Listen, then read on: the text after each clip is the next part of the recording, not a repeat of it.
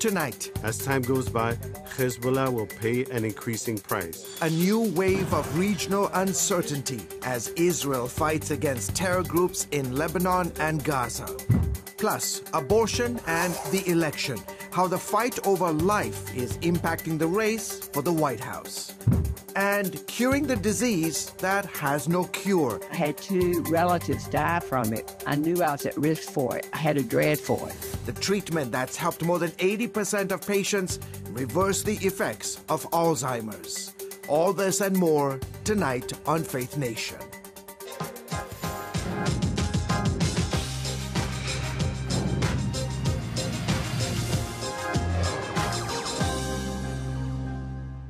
Continued fighting between Israel and Lebanon leads to greater tension in the Middle East. Good evening, everyone, and welcome to Faith Nation. From CBN's headquarters in Virginia Beach, Virginia, I'm George Thomas. Tonight, after a week of widespread high-tech strikes against Hezbollah, a targeted military strike from Israeli forces on a top military commander in Beirut. It follows a retaliatory strike from Hezbollah along the Israel-Lebanese border. My colleague, CBN Washington correspondent Michelle London, joins us now with the latest from today's deadly exchange. London, tell us the details. Well, George, the spokesman for IDF reports the strike killed Ibrahim Akil. Now, that's the leader of the Radwan Special Forces Group and about 10 other Hezbollah commanders.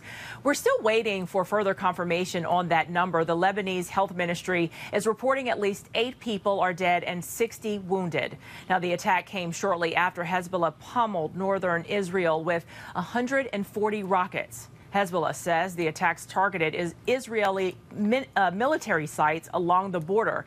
Multiple air defense bases and the headquarters of an Israeli armored brigade were hit.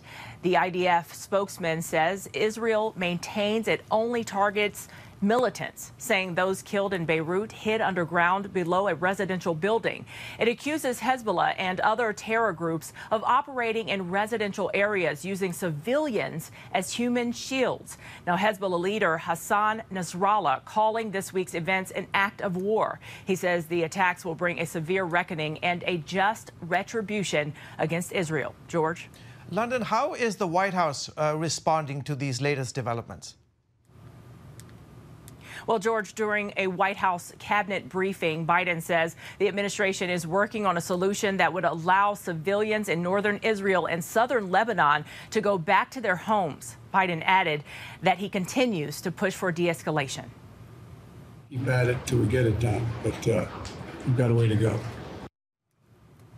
The Hezbollah commander, Akil, was sanctioned by the U.S. for his involvement in terrorist attacks in 1983 that killed more than 300 people at the U.S. Embassy in Beirut and U.S. Marine Corps barracks. Last year, the State Department posted a $7 million reward for information leading to Akil's whereabouts. George? London, thank you so much. I appreciate it. Now to the election. Early voting is already underway in 3 states, Minnesota, South Dakota, and here in Virginia. This as both candidates hit the campaign trail. Kamala Harris is in Georgia and Wisconsin today after Donald Trump spoke to Jewish voters last night in Washington.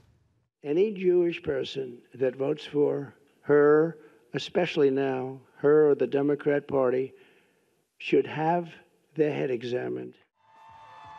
Meanwhile, the vice president courted voters at a virtual rally with Oprah Winfrey, where she touched on issues ranging from abortion to gun rights. I'm a gun owner. Tim Walz is a gun. I did not know that. If somebody breaks in my house, they're getting shot. Yes. With just 40 days until the election, polls show the race for the White House still a toss-up. A new report outlines the multiple Secret Service failures that led to the attempted assassination of Donald Trump on July 13th in Butler, Pennsylvania. An internal review found that agents failed to use technology that could have detected the attacker as he flew a drone over the venue hours before the rally.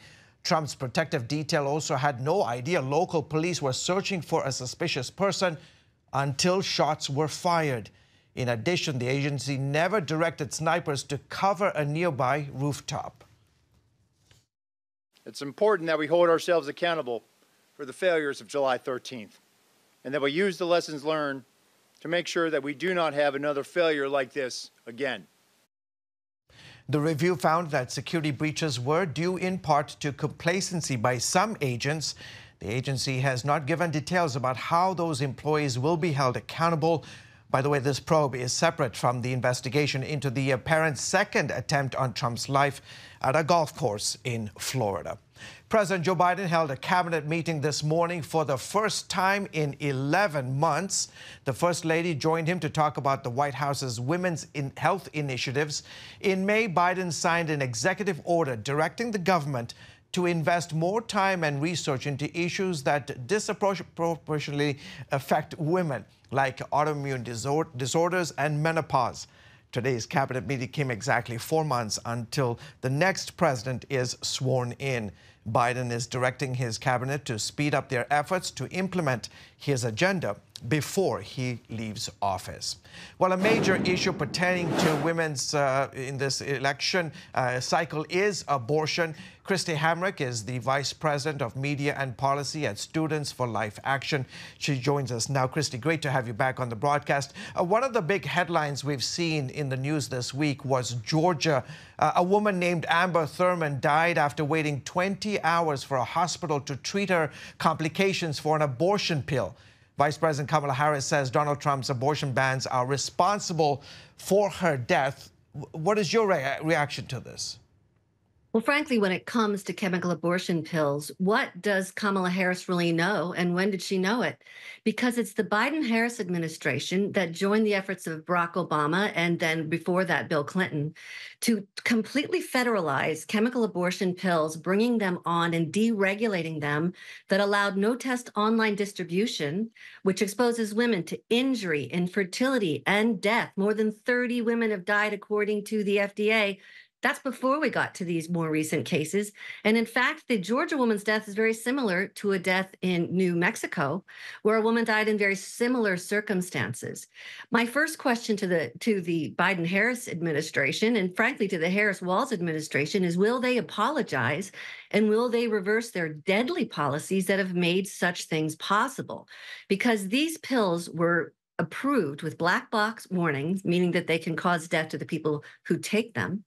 And now we are seeing women die. And yet what is the flip side? The flip side is this, is that the abortion lobby tries to say pro-life laws designed to protect women are somehow at play. What's at play is dangerous, risky distribution of chemical abortion pills, which is exactly what Kamala Harris worked for and fought for.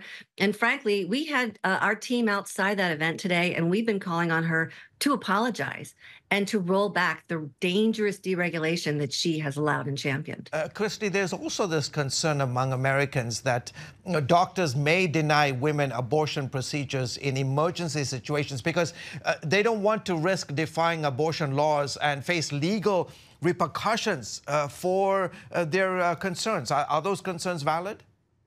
Well, that's what Planned Parenthood wants you to believe. But frankly, the laws in all 50 states allow for the life of the mother to be protected in an abortion situation.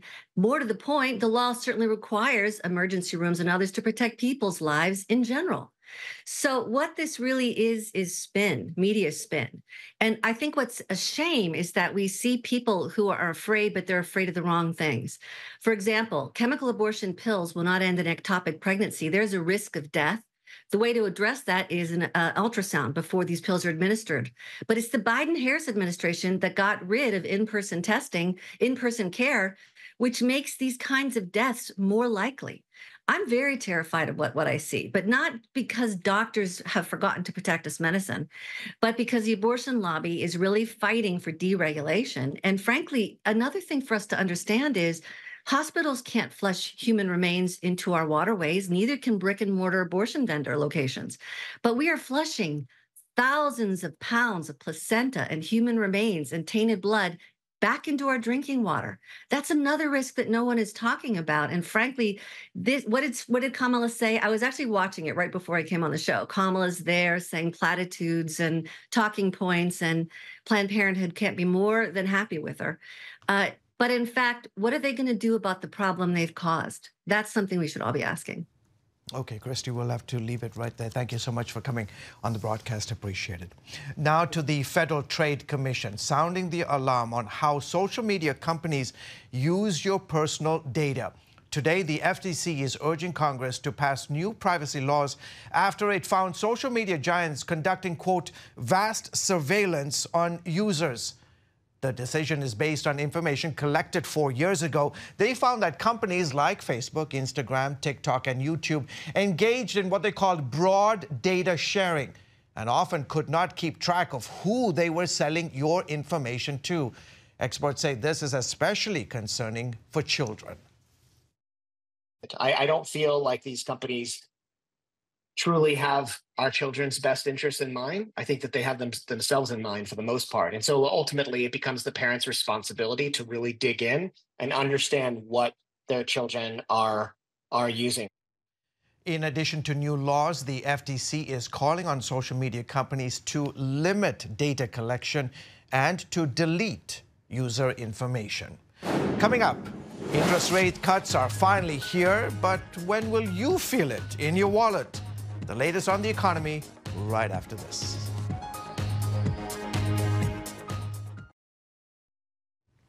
Welcome back. After years of high inflation, some encouraging news about the economy. The number of Americans filing new applications for unemployment benefits hit a 4-month low last week, pointing to solid job growth in September. Still, the labor market has cooled down considerably with a decrease in hiring and job openings. However, layoffs remain low, which is helping to prop up the economy with consumer spending. And the Federal Reserve handed down a huge interest rate this week, thanks to a decrease in inflation. Mark Hamrick is here with us now. He is the Washington Bureau Chief and Senior Economic Analyst at Bankrate. Mark, always a pleasure to have you back on the broadcast. So let's start with the job market. Layoffs are low, but the labor market has cooled down quite a bit. Are you concerned we could see this trend continue? Good to be with you, George. Yes, I think that is the concern, that the trend of cooling turns into something that is more chilling. That's not necessarily a confident forecast that we think that things are going to get much worse, but that is among the reasons why the Federal Reserve is cutting interest rates, to try to put a better foundation beneath the economy and the job market. Let's think about the fact that the nation's unemployment rate was at a more than 5-decade low of 3.4% in April of last year, rose recently to 4.3 and then slipped back down to 4.2%. That latter level is regarded to be consistent with what might be considered full employment, but no doubt people are finding longer job search times. Job openings are coming down, and this is part of the normalizing of the job market after things were anything but normal during the pandemic. Yeah. So on this issue of the interest rates, the Fed cutting the interest rates by a full half point this week, did that send a signal that they really feel like that they've conquered inflation, or is it your thinking that this means that the economy may be weakening and needs some help? They do not believe the job of combating inflation is over. In fact, reporters asked Chairman Powell point blank, "Are you ready to declare mission accomplished?" And he said no. This gets a bit complicated, but the current level of the Federal Reserve's benchmark interest rate is still very restrictive on the economy. And that's why there is some urgency with respect to getting it to a lower level so that it's not really pounding the foot on the brake as much. And they're starting to lift the foot off the brake, but it's still on the brake. So I think we'll continue to see some concern about the strength of the U.S. economy. But, you know, GDP, or the main measure of growth for the U.S., both in the most recent quarter and in the current quarter, are estimated to be above the long-term trend of 2%. So that's a good sign. Do you expect more rate cuts this year? Oh, absolutely. The Fed said as much in the documentation that it released. So we should look probably for another 0.5% cut in the benchmark interest rate between now and the end of the year, and probably another full 1% through 2025. That's if things materialize as expected. I think we've all learned over the past few years, we have to be ready for some surprises along the way. Yeah. What kind of impact will these rate cuts have on ordinary folks?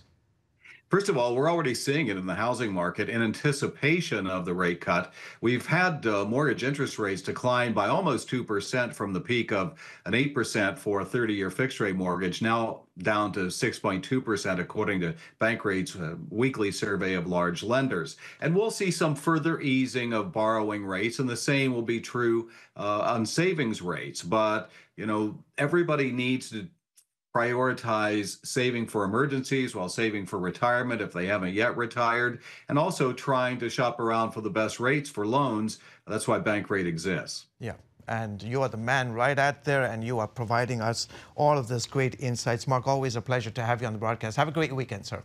My pleasure, George. Thank you. You're welcome.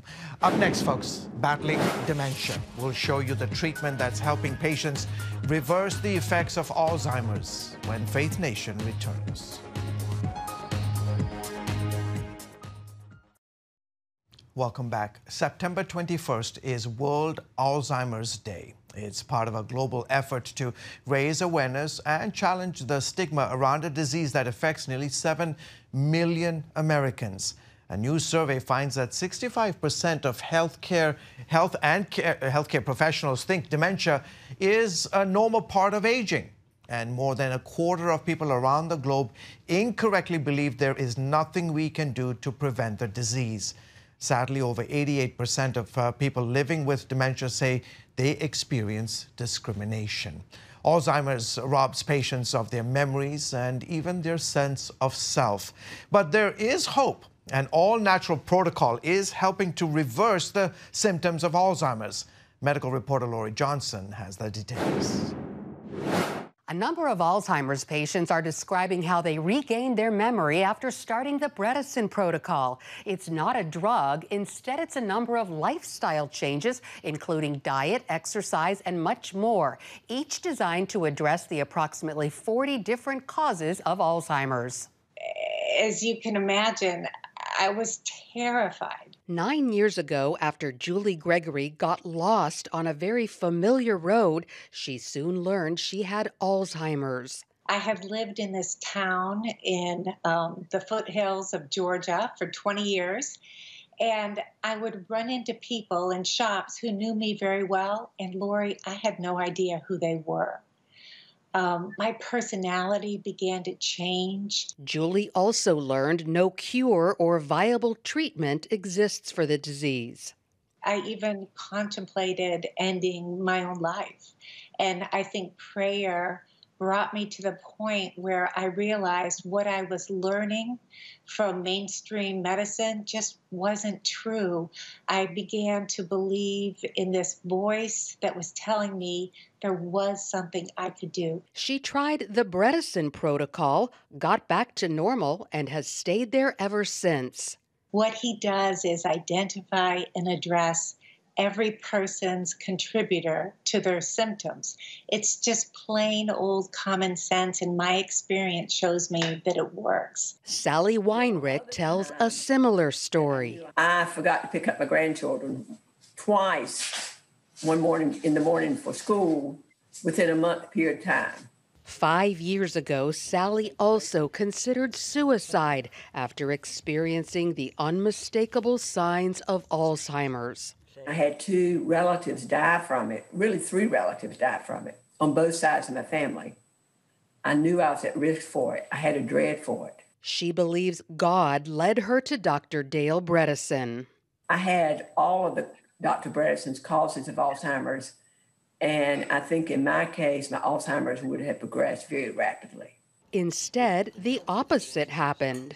The best thing about my Alzheimer's today is I have answers for it, and I have reversed it. It is wonderful. I love life. I enjoy life. Sally, Julie, and 5 others describe their amazing reversals in The First Survivors of Alzheimer's, how patients recovered life and hope in their own words. They gave their specific protocols because they are personalized. Here's what each person did, how they did it, what their workarounds were, etc. Over 2,000 people are currently on the plan. Clinical trial results released in 2020 showed 84% of plan participants with mild cognitive impairment experienced improved cognition. 12% continued to decline, and 4% showed no change. In the people in our trial that we recently published, we actually saw increase instead of decrease in their gray matter in their brain. So you can actually see that there's improvement not only in their test scores, but also in their MRIs. The first step of the protocol is the so-called cognoscopy to determine a person's individual risk of cognitive decline. This involves a computer quiz to assess your mental capability, as well as a number of blood tests to identify which areas a person needs to make changes. And often there are 10 or more, and then we target those with a precision medicine sort of approach. For most, that involves a low-carbohydrate diet, intermittent fasting, plenty of exercise, sleep, eliminating toxic exposures, as well as hormone and nutrient balancing. Identifying those things and addressing them is how we see these people surviving so well. It's a lot of effort and some expense, but people like Sally and Julie say it's better than the alternative. Lori Johnson, CBN News. Coming up, meet the internet's favorite penguin baby. Next on Faith Nation.